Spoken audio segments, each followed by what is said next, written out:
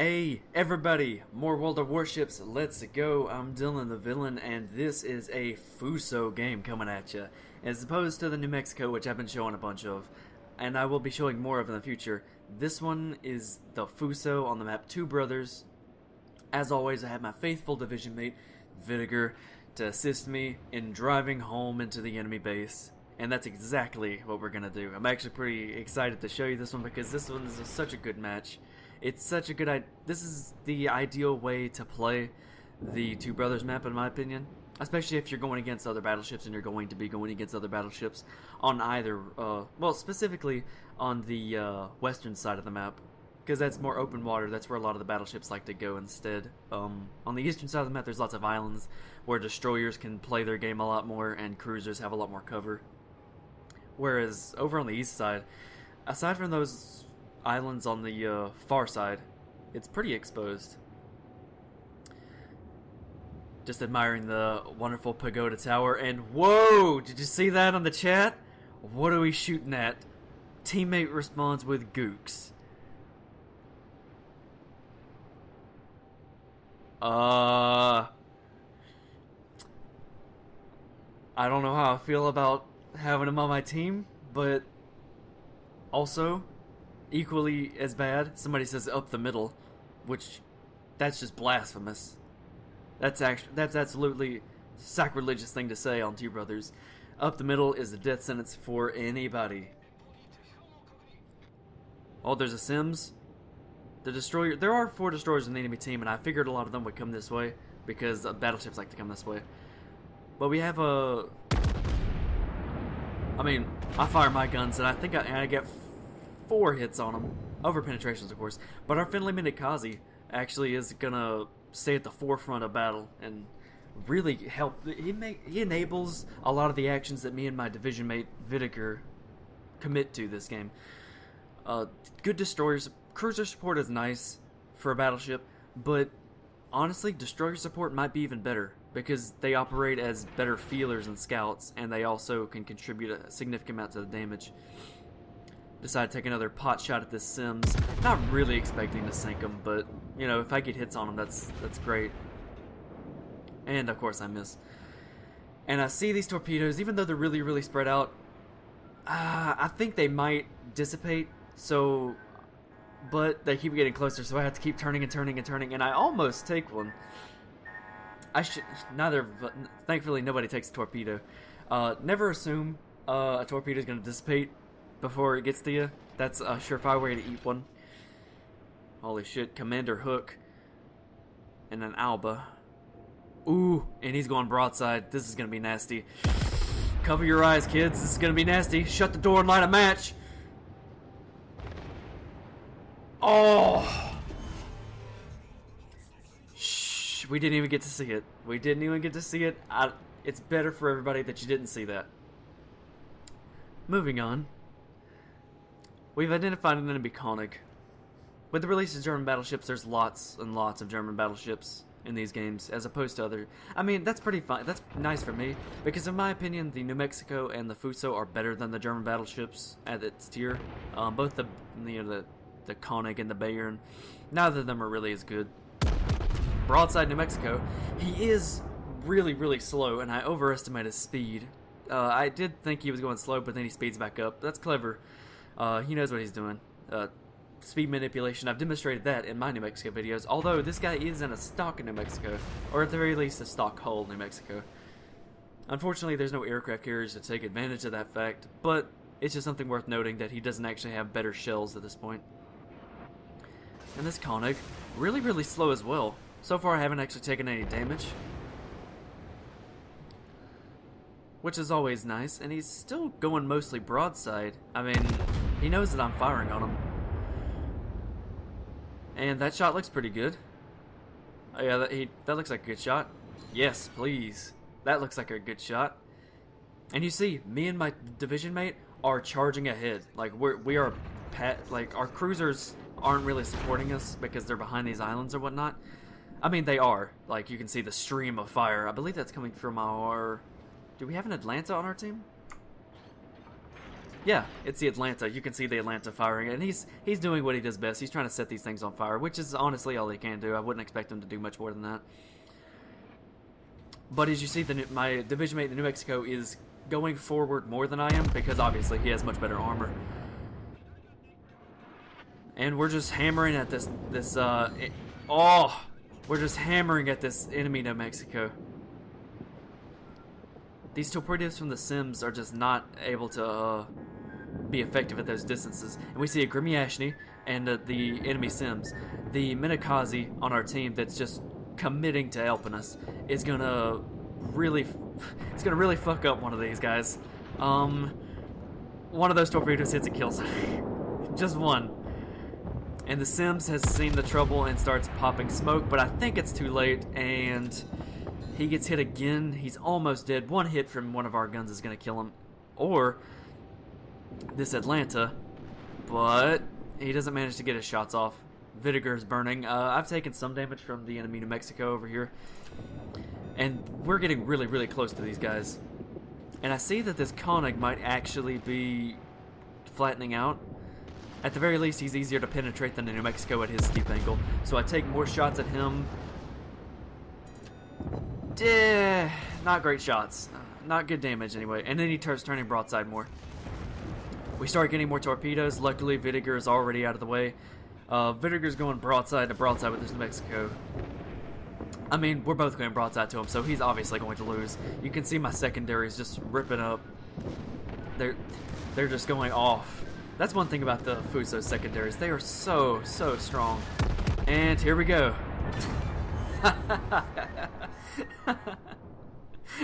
I fucking love it. I love seeing citadels happen on American battleships. It's so rare, or on the New Mexico anyway. And this Koenig has nowhere to go. He avoided the torpedoes, but he has to be broadside right now. This is a bad thing for this Koenig. And once my guns are loaded, he's gonna feel some pain. He just felt some pain from a division mate Vinegar. He is almost dead. He is eating shit. He is taking some fire from our cruiser, our Königsberg over here, who has decided to push up with us. Thanks to him, I appreciate that. Honestly, a couple fires would kill this guy, but not wanting to leave a job undone, I tell my division mate to go ahead and start cutting towards the base, and I'll just chase this guy down. Of course, he gets one last shot off and decides to hit him a little bit. Not much was done because he's so angled. I try and aim for the superstructure-ish. Not much damage is done either. Start picking out targets on my broadside, and I see a Congo who's probably going to be the next target after the Koenig, and I start identifying him, getting ready for that. I decide that I'm going to kill this Koenig when he turns, and I'll circle around the same path he's going in order to start charging their base and start putting pressure on them that way. And he starts turning a little bit, and I wait, and I turn my broadside. Okay, well, teammate Vinegar contributing to the good fight as always, and I start calling out the Congo to identify that he's the next target so that we can all focus him down and get him out of the match as fast as possible.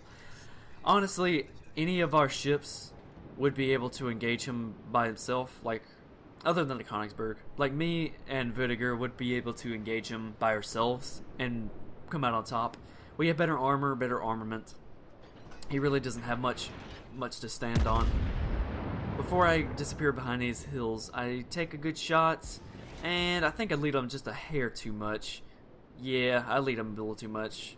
I should have. I mean, I did decent damage, but I overestimated the speed at which the Congo is moving. See, usually whenever I lead cruisers, it's a little over.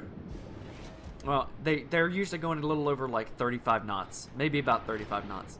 The Congo only goes 30, so I have to lead him a little like a cruiser, but slightly less. And I accidentally lead him at the same speed I would lead a cruiser, and end up usually just touching his bow. That was a better shot, but I didn't do the damage I wanted. I probably could have citadeled him if I had aimed a little bit better. He is angling, so I'm not going to be able to get huge damage on him in these next couple salvos until he flattens out some more. eyeing up the new... Oh, well, I was going to eye out that New York over there, but if this Congo wants to go broadside, then I will certainly line up the shots. Again, I lead him too much. I do hit him, but I lead him too much. So I'm going to shoot my guns a little bit more. He's still turning, but I'm going to shoot the rest of my guns and hope for something dramatic. And that was a bad shot. That was just a bad shot. I should have led him more in the turn. Didn't. So I ended up only getting one hit. It was a penetration, but it was only one hit, and it was pretty pathetic. This Konigsberg has let loose his torpedoes, I believe, already. And Congo's going to have to maneuver to avoid those. However, there is a New York that's over there showing a lot of his side. And the Congo is really steeply angled. So I fire at this New York. He is a pretty good ways away. But he doesn't appear to be changing his direction. And fuck, I lead him too much. I overestimate his speed. It's possible he doesn't... It's possible that's stock, and he's not going any faster than 18 knots. That's probably what it was. But, yeah, win some, lose some. And I thought for sure this Congo was going to take this torpedo, and he doesn't. That was very, very lucky on his part. Then I see the Pensacola. And he's just going in a straight line. He's not changing his direction at all, even if he is going to scrape the bow of that Congo. So I line him up, I make sure he's staying on the course, and I actually wait till he goes in front of the Congo, because once he goes in front of the Congo, he cannot turn in or away right now. Then the torpedoes start going. But I really want to get my shot off on this guy, so I take my shot. The shot looks pretty good. Could be better. Boom. Luckily, it doesn't matter if it was slightly worse aimed than I would like, because the Pensacola is very, very easy to penetrate, and two Citadels just tore him the truck up, which was fantastic. You see that my teammate Vidiger is going on the inside of the enemy capture point. I'm going on the outside here, wanting to get some damage on this New York. He's looking pretty good. That was pretty good damage. And I take him as well. So I've managed to get 47 hits, 5 Citadels, and 4 kills, along with high caliber, or not high caliber, excuse me, First Blood, Devastating Strike, and Confederate. New Mexico's going to show more of his side, and I take a shot at him too. Unfortunately, got some bad news. I do a lot of damage and I get high caliber, but the game's gonna end before I get to kill him and get my Kraken. I'm sorry to spoil it like that, but I'm not gonna get the Kraken. But that's fine. You know, just getting a Kraken isn't the end all be all. It's the amount of damage that I did this game that really matters. And I can show that off real quick. As you can see, I did a load of damage. I mean, 4 kills with a little over 50 hits. That's fantastic. I mean, the amount of damage that you can do in the Fuso, and if you just maintain aggressiveness and keep your guns firing, just taking your opportunities as they come. You know, you don't have to shoot at armor or angle targets all the time. Anytime a cruiser shows his broadside, take advantage of it. You know, it's not like you have any reason not to. As long as you have an angle to fire on, you should. I mean, about 120,000 damage, 5 Citadels. The Citadels were actually surprisingly consistent. My aim was on the Pensacola. It wasn't exactly great. I should have let him a little bit less, maybe like a half tick, and I would land at center ship. But the Pensacola is a large Citadel ship, so it didn't really matter. Did get some, I mean, the awards I got, it's always nice whenever you see Confederate, high caliber, devastating strike, 4,500 experience. Again, I don't have premium or anything like that. Just to check the damage I've done. You know, number 1 on the team, my division mate Vidiger, number 2 on the team.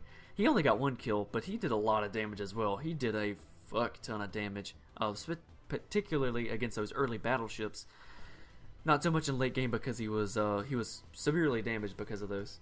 And we can see the damage I did to the individual ships. 30,000 damage to the New Mexico. Tip of the hat to you, sir. You were speeding manipulating your speed, and that's always nice to see in a battleship. 27,000 to the Alba, just handed him his ass. 12,000 to the New York, substantial amount of damage actually. I didn't realize how much I had done to him. 11,000 to the Pensacola. He was already half health at most, so that's not as impressive as it sounds, but still, it's pretty nice. The ARP Haruna, 11,250. That's a bunch. And 10,000 damage to the Koenig. That Koenig was not as fantastical as the New Mexico was, because the Koenig really stayed broadside most of the match.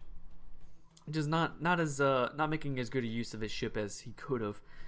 But as you saw, me and my division mate pretty much kept moving forward the entire match, and thanks to the assistance of like that Königsberg and that Atlanta and our Minakaze, we were able to push forward. Specifically that Minakaze, he was really playing anti-destroyer duty that game. He played area denial to the enemy destroyers by putting his torps into the areas where they would have to use to close the distance with me and my division mate. So thanks to him for allowing us to do our work uninterrupted by torpedoes. We did have to avoid torpedoes, but they were long range, and that was absolutely easy to dodge. No doubt about it. This was a very good game, and the Fuso is... I hope to show more of it, because the Fuso is just so fun to play. I don't know why, but I prefer playing the Fuso to the New Mexico, even though I think the New Mexico might be a better ship. The Fuso is just so much more fun and easy to use, because it's got... The better speed really comes in handy, and the better range means that anytime you see somebody, you can probably engage them, and you can probably move to engage them in a very speedy manner if you aren't in range. Like, if you feel like your teammates need help somewhere else, you can actually maneuver and get over there before the game ends. You can't really do that in New Mexico. I do have plenty more games with my division mate in which we really weigh and measure the enemy team and take stock, as so to speak. You know, we go around and take some names and bust some caps. Believe me. Now, one of them is in New Mexico on the same map. I'll show that soon. I don't think I have a scorecard for that, but you can see what the end score is for that as well. The New Mexico game I'm talking about will be coming in due time. But I just want to point out that at the end of that game, the New Mexico game that I'm discussing, we were the last two ships on our team. And I'm not going to say anything about how it ends. We were the last two ships on our team. And for a battleship that lasts to the end of the game is not spectacularly rare, but for it to have done things and last to the end of the game, that is rare. For it to do damage and impact the game, now that's something special. Note, word to all battleship captains: if you're not moving forward, then you're doing a disservice, because your destroyers can't move up without much support. They're going to get isolated. They're going to get killed by cruisers. Your cruisers can't move up by themselves. They're going to get done in by battleships. Battleships, if you have a destroyer moving up, go right with them, because that destroyer can deny enemy destroyers from going around it, because destroyers don't like battling other destroyers generally, because that's hard targets to kill. You know, torpedoes are hard to hit on enemy destroyers, and especially if it's an American destroyer. If you have an American destroyer moving up, hook his ass and stay with him, because his guns are really good for killing enemy destroyers like other destroyers. He's a destroyer killer in all fact and actuality. But if you move up with him, you're basically denying the ability for cruisers to bring fire on him, which means that he's not only going to be able to give you smokescreen cover, give you torpedo denials, area denial assistance. He's going to be able to spot things for you. He's going to be able to set things on fire for you, and you're both going to feed off of each other. It's all about teamwork. And the thing is, you don't have to wait for them to do it. If you move up, the destroyers are fast enough to come right along with you. A battleship, in my opinion, is the breakthrough machine. Even if there are destroyers, don't think you can't kill them. I kill them all the time. Overconfident destroyers like to just sit there sailing in a line and send torpedoes my way when I bow onto them, acting like I'm not gonna just avoid them anyway. And even if I do take a torpedo, so what? So what? I got what, like 60,000 health? Please. Please. Please. One torpedo isn't gonna do a damn thing. But one of my salvos, a salvo of my shells, HE or AP, and over penetration is a huge deal to a destroyer. I've said this before, and I'll say it again on the next time. Catch ya down the road.